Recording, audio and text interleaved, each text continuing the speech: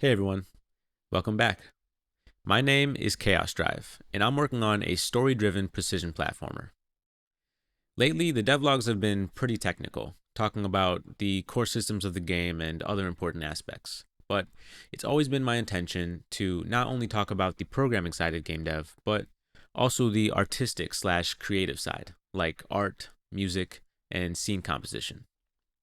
In the last devlog, I showcased my advanced cutscene system. So, in this devlog, I'll be giving you a sneak peek at the starting cutscene of my game, and I'll talk about all the details I used to create an emotionally impactful scene. If you haven't seen my previous devlogs, I highly recommend going back and watching those now. Otherwise, let's get into it.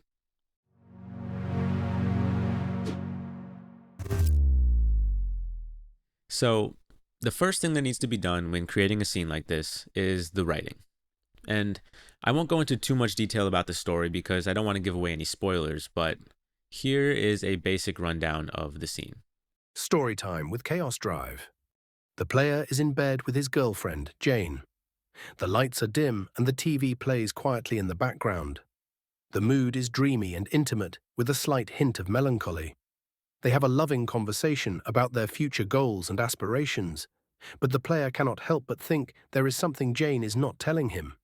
The conversation ends on a good note when they both agree to eventually leave the city and live peacefully elsewhere. And the scene ends there. Or does it? Okay, so that little storytime segment should give you guys enough understanding of the scene that I want to create. Now I'll go over the art. The things that I needed to include in this piece of art was a cozy looking bedroom, the player, Jane, a TV, and I also wanted some other form of light as well, like a lamp.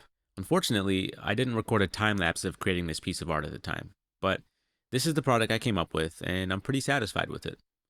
The lighting will be added in post-processing in Godot, so I didn't add any of that manually. I also created a normal map for this image that only affects the characters to help them stand out and give them a little bit more depth. Next was the post-processing effects in Godot. First, I added a warm orange light coming from the lamp, and a blue light coming from the TV. I really like the contrast that this creates in the scene. Next, I wrote a custom script for the lights that make them flicker, and I also turned their intensity down.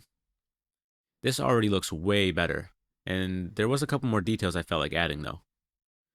One was a dark vignette around the camera to round out the edges of the scene and make it look more cinematic.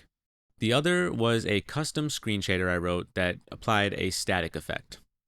This cutscene is technically a memory of the players, so I wanted to make sure that it felt kind of foggy and in the past.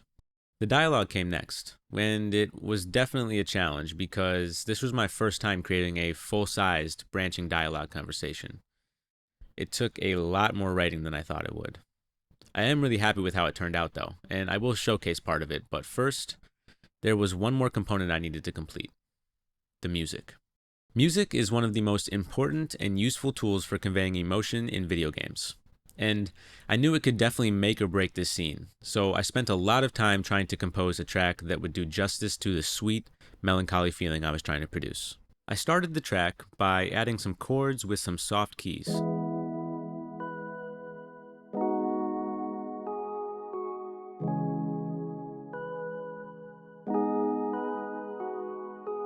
I also added a TV static loop in the background to really create some immersion for the scene.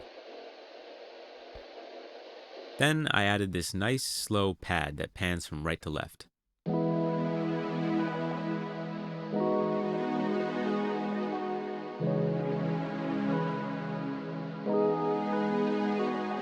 Then I just used a simple sub bass to add some low texture.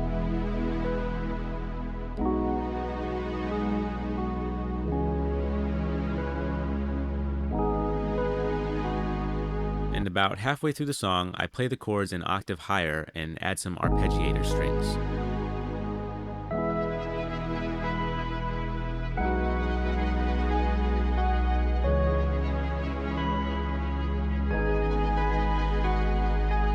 I'm really proud of this track, and I think it fits the vibe of the cutscene perfectly. So, as promised, I'll give a little peek at the opening cutscene, but before I do, consider leaving a like and subscribing.